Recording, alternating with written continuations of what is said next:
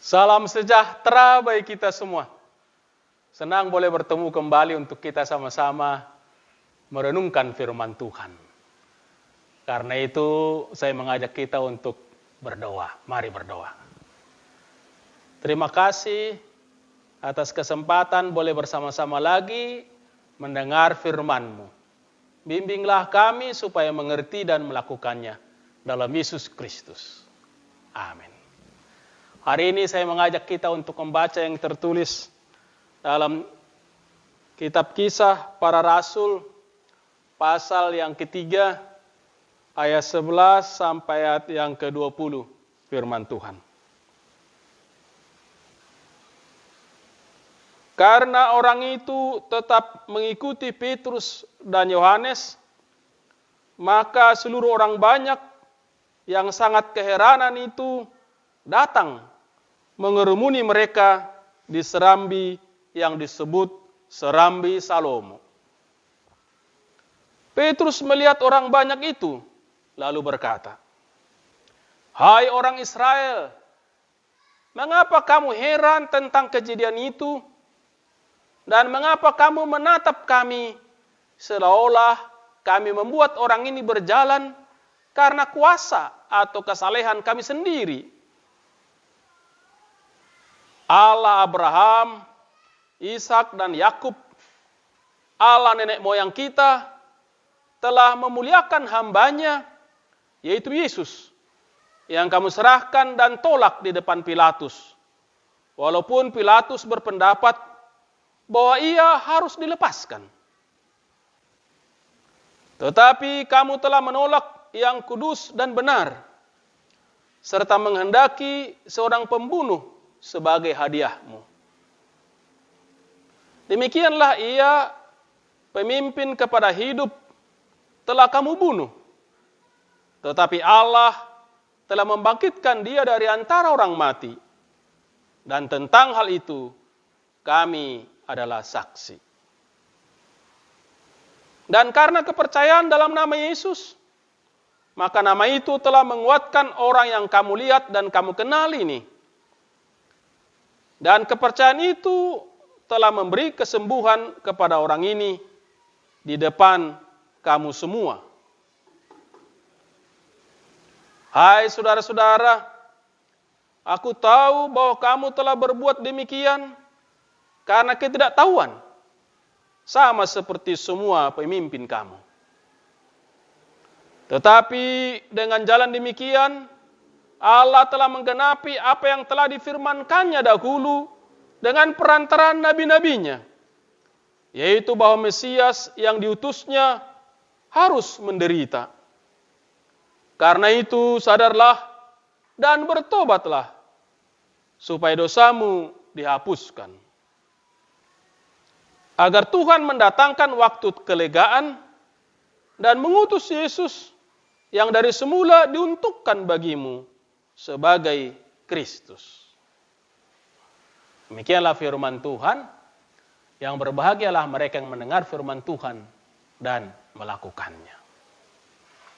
Disembuhkan. Bapak, Ibu, dan saudara-saudaraku yang dikasihi oleh Tuhan kita Yesus Kristus. Kalau seseorang mengalami pergumulan yang berat, beban yang sangat sulit diatasinya, persoalan-persoalan yang sungguh menyengsarakannya, termasuk sakit penyakit, tentu ingin supaya segera teratasi, segera sembuh. Demikianlah termasuk yang dialami dan diinginkan oleh si lumpuh yang sejak lahir telah lumpuh, yang setiap hari ditempatkan di depan pintu gerbang bait Allah. Seperti dalam bacaan kita. Apalagi kalau kita baca dari ayat-ayat sebelumnya, dari pasal yang ketiga ini. Setiap hari ada yang menempatkan dia, karena dia tidak bisa berjalan sendiri, di depan pintu gerbang bait Allah, untuk meminta sedekah. Sebab itulah yang saat itu diharapkannya untuk mengatasi masalahnya. Dengan sedekah itu ia bisa makan dan keperluan lainnya. Tetapi tentu ia juga ingin supaya masalahnya tuntas, supaya sungguh-sungguh sembuh. Kesembuhan itulah yang sangat diinginkannya. Karena itu ketika bertemu dengan Petrus dan Yohanes, dan ketika Petrus meminta supaya ia melihat mereka, setelah Petrus memperhatikan si lumpuh yang sejak lahir ini, dan Petrus minta supaya lihatlah kepada kami. Maka ia melihat dan memperhatikan. Petrus mengatakan bahwa emas dan perak tidak ada pada kami, tapi yang ada pada kami akan kami berikan. Si lumpuh melihat, sungguh memperhatikan, karena mengharapkan sesuatu. Tentu yang diharapkannya tidak hanya sekedar sedekah, tapi kesembuhan. Tentu lebih dari situ tadi, walaupun nggak disebutkan di sini. Itu yang diharapkan, karena dia juga tahu, rupanya kemudian kita bisa menduga bahwa dia tahu bahwa Petrus dan Yohanes adalah murid-murid Tuhan Yesus. Maka ketika Petrus meminta dalam nama Yesus Kristus, berjalanlah, ia juga meyakininya. Ketika dia tuntun untuk bisa berdiri dan berjalan, bahkan meloncat-loncat, dia sungguh bergembira. Ia sembuh. Masalahnya teratasi. Sakitnya diangkat, ia sembuh. Saudara-saudara, sekarang ada pertanyaan sedikit. Siapa yang menyembuhkan dia? Siapakah yang menyembuhkan si lumpuh yang sejak lahir itu, lumpuh tadi itu? Menjawab itu, ketika banyak orang membuat dugaan-dugaan yang lain, yang macam-macam, sehingga terjadi kerumunan tadi karena memperhatikan Petrus, Yohanes, dan si lumpuh yang sudah sehat itu, mereka kenal dia. Petrus menjawab, yang menyembuhkan adalah percaya kepada Yesus. Ayat yang ke-16 dikatakan, dan kepercayaan itu telah memberi kesembuhan kepada orang ini di depan kamu semua. Kepercayaan, percaya. Siapa yang percaya? Si lumpuh percaya. Dia percaya karena tadi dia melihat Petrus dan Yohanes. Ketika Petrus mengatakan, lihatlah kepada kami. Tentu tidak hanya lihat matanya, tapi maksudnya ini kami. Yang adalah murid-murid Yesus juga. Dan selain itu, Petrus meminta. Petrus yang orang percaya, yang adalah murid Tuhan, meminta. Maka terjadilah kesembuhan. Jadi, siapa yang menyembuhkan? Percaya kepada Tuhan Yesus. Tapi di dalamnya juga ada orang yang percaya. Ada orang yang percaya kepada Tuhan. Seperti yang diceritakan sebelumnya di tempat yang lain, bila ada 50 orang yang percaya, maka dalam peristiwa Sodom dan Gomora tidak akan di bumi hanguskan, tidak akan dibinasakan. Bahkan bukan hanya 50, berapa disebut 40, 30, 10, bahkan 5 pun mungkin tidak akan ada, tidak akan dihancurkan Sodom dan Gomora. Tapi ternyata hanya ada 3 orang, yaitulah Lot dan kedua anaknya. Ya. Jadi ada orang yang percaya.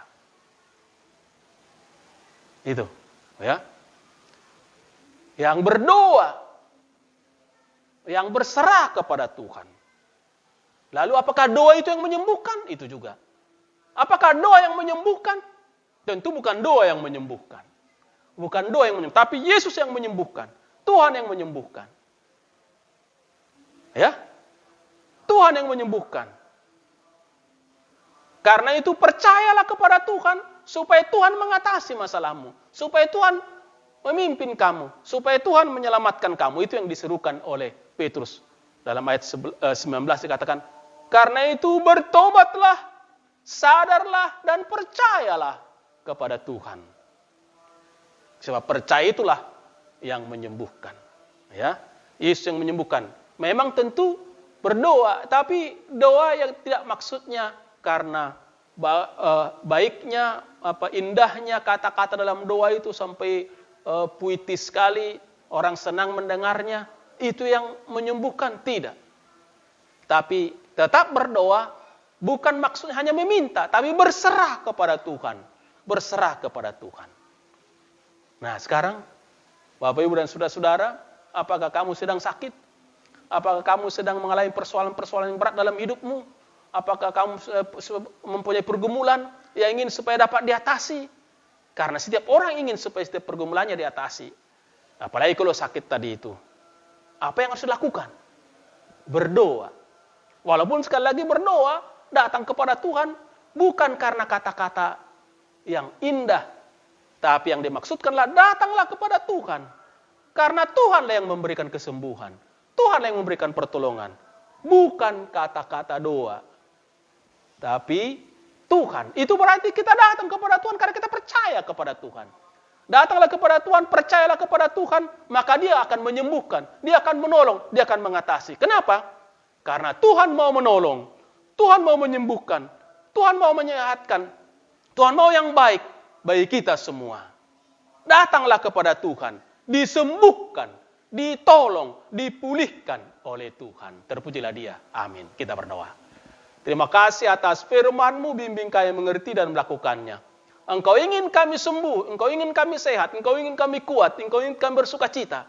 Bimbing kami datang kepadamu dan percaya. Jangan biarkan kami mengandalkan kekuatan kami sendiri. Jangan biarkan kami ragu akan kasih dan sayang pemeliharaan Tuhan. Kami diyakinkan bahwa Tuhan mengasihi kami, menyertai dan mau menyelamatkan kami. Bimbing kami percaya kepadamu Tuhan. Kami doakan banyak yang sedang sakit, apalagi karena COVID-19 ini. Juga mengalami beban-beban berat karena masalah-masalah yang terjadi karena bencana. Tuhan tolong supaya sembuh. Mereka yang ada di pengungsian, mereka yang ada dalam penderitaan, dalam persoalan-persoalan yang dihadapi secara pribadi, secara keluarga, dalam pekerjaan, dalam pergaulan. Tuhan tolong mereka. Demikian juga Tuhan pakai gerejamu untuk terus membina umatmu percaya dan mengandalkan Tuhan datang kepada Tuhan. Demikian juga pemerintah kami Tuhan bimbing untuk dapat menjalankan tugasnya. Kami semua boleh saling memperhatikan, saling menopang. Supaya peran seperti peran Petrus, mengajak orang datang kepada Tuhan untuk beroleh kesembuhan dapat kami lakukan. Sehingga semua orang datang dan beroleh keselamatan di dalam Tuhan. Terima kasih Tuhan. Inilah doa kami dalam Yesus Kristus kami berdoa. Amin. Tuhan menyertai dan memberkati kita sekalian. Salam penuh kasih.